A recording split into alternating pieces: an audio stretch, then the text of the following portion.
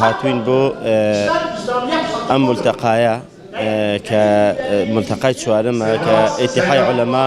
لە دیاربەکر سازیان کردووە. دیارە ئێمە دەستخۆشیان لێ ئەەکەین، خوای گەورە موفەق و سەرکەوتوویان بکاتن، کارێکی باشیان کردووە،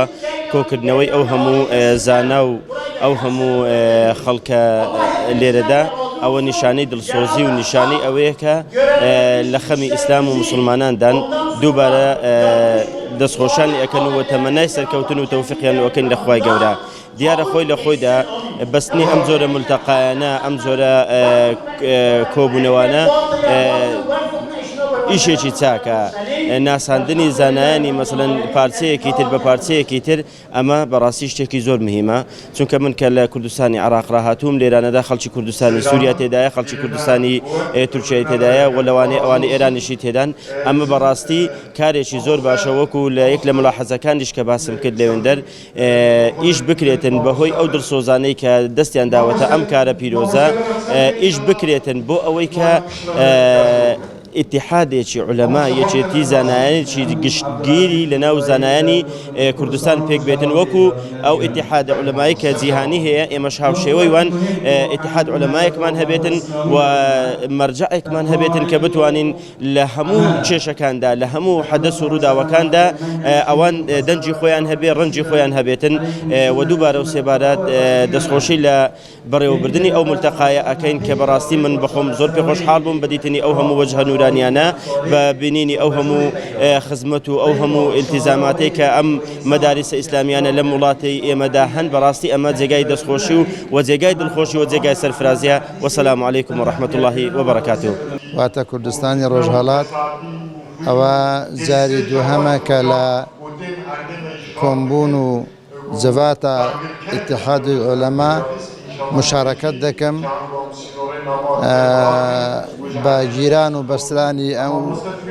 مؤتەمەرە. زۆر پێ خۆشحاڵم، هیوادارم خوای متعال تۆفیقی پێکهێنەران و دەست ئەندەرکارانی ئەو مؤتەمەرە بدە. هیوام تۆفیق و سەرکەوتنە بۆ هەموو مامۆستایانی بەڕێزی مشاریک لەو کۆبوونەوەیەدا. سەبارەت بە گیران و بەسترانی ئەو چەشنە مؤتەمەرانە، پێم وایە لە هەلومەرزی ئێستادا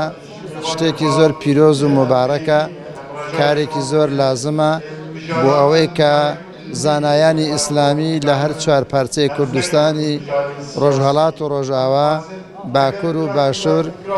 لە دەوری یەک کۆببنەوە، مەوزوعات و مەوزوعاتەکان بخەنە بەربەحس و لێکۆڵینەوە، مشکلاتی ئومەتی ئیسلامی، مشکلاتی عولەمای دینی، مەدارسی شەرعی بەحسیان لێ بکەن، هەروەها سەبارەت بە بیری ئیسلامی و عەقیدەی ئیسلامی و مەسئولیەتی زانایان لە قیبال بیر و باوەڕی ئیسلامیدا. پێم وایە ئەو مەوزوعە زۆر پێویستە کە بەحسی لێ بکرێ، شی بکرێتەوە و عولەمایان ئیحتیمامی پێ بدەن. جا لێرەدا من وەکو مەلایەکی ئایینی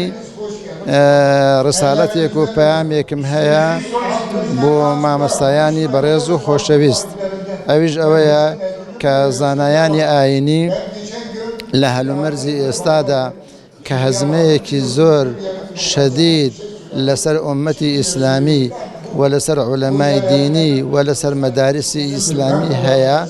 پێویستە بە هەموو هێزی توانای خۆیانەوە، بە هەموو هێز و توانایان بێنە مەیدان، مەیدانی فێربوونی زانستە شەرعیەکان، شیکردنەوە و ڕاوەکردنی قورئانی پیرۆز، کۆڵینەوە لە سنەتی پێغەمبەر، هەروەها شیکردنەوەی سیرەی ڕەسوول الله صلی الله عليه وسلم. بەواتایەکی تر ئێمە ئەوڕۆ لە دنیایەکدا دەژین کە پێویستیمان بە ئیجتیهادی نوێ هەیە، پێویستیمان بە خوێندنەوەی نوێ هەیە بۆ دەقەکانی قورئان و سنت. ئەوەش کاری عولەمای دینیە، کاری عولەمای شەرعیە کە بێنن لە دەقەکانی قورئان و سنت بکۆڵنەوە ئیجتیهادی نوێ و تێگەیشتن و لێحاڵیبوونی نوێیان هەبێ بۆ دەقەکان لە هەلومەرزی ئێستادا. بۆ ئەو مەبەستەش پێویستە کە زانایان بە شێوەیەکی ئاکادیمی بە شێوەیەکی بەڕۆژ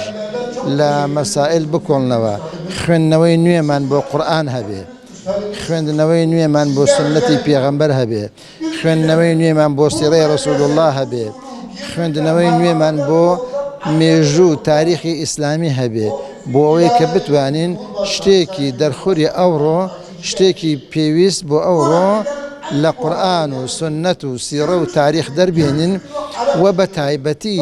لە زەمینەی ئاياتی ئەحکام و ئستنباتی مەسائلی فقهیدا خوێندنەوەی نوێمان هەبێ بە کورتی ئەوەیە پەیامی من بۆ ئەو کەسانەی کە بەشدارن لەو مؤتەمەرەدا بە تایبەتی و بۆ هەموو زانایان و مامۆستایانی ئاینی لە هەموو پارچەکانی کوردستاندا کە ئێمە حەرەکەتێکی علمی ڕاپەڕینێکی علمی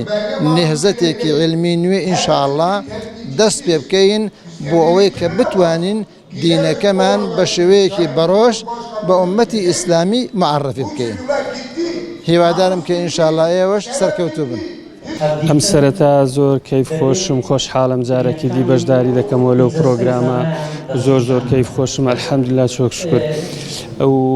بە پێویستیشی دەزانم سوپاسی اتحادی عولەما بکەم و بە تایبەت هودا پارکە ئەو بۆنە جوانەیان ساز کردیە جارێکی دیریش بە قسمەتمان بۆ بەشداریمان تێدا کرد دەربارەی ئەرچی عولەمایان ئەرک و واجبی عولەمایان لە ڕۆژگاری ئەوڕۆدا بەڕاستی عولەمایان لە هەموو کات و زەمانێک ئەرک و باریان قورس بووە و بە تایبەتی لەو زمانی ئێستاماندا زیاتر قورسترە و بحكم أويك خداي تعالى دفرمي وجعلناكم أمة وسطا لتكونوا شهداء على الناس أو ما نشان ذاك علماء جاري شتير أرشان أويك واسرتا وبيش هموشتك وسطيت أورتي بباريزن أو أورتيا وسطتا لقرآن ووريدقرن ولا بيغمبر صلى الله عليه وسلم سبارت بوي ئایا مامۆستایانی ئاینی سەیدای ما لە سیاست بەشداری دەکەن یان بەشداری ناکەن یان قانونی دەوڵەتان لەو بارەیەوە چ دەرێ بەڕاستی ئەمن پێم شەرمە هەندێک جێهەت و لایەن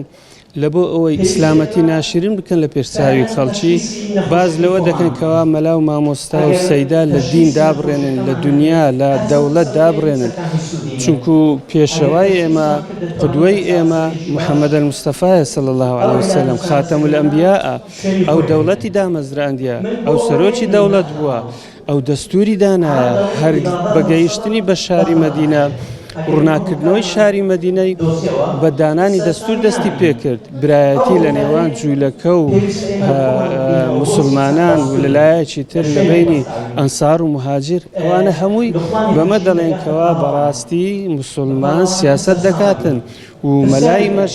ئەوانیش ئەگەر هاتوو سیاسەتیان کە ڕۆژێک لە ڕۆژان ئەوە بێدینی نییە و دوورکەوتنەوە لە دین نییە بەڵێ هیچ یاسایەکی ئیسلام ڕێگە ناگرێکەوە مسلمان دەوڵەتی هەبی ببێتە سەرۆکی دەوڵەت وەسەلام عەلەیکم وەرەحمەتوڵڵاه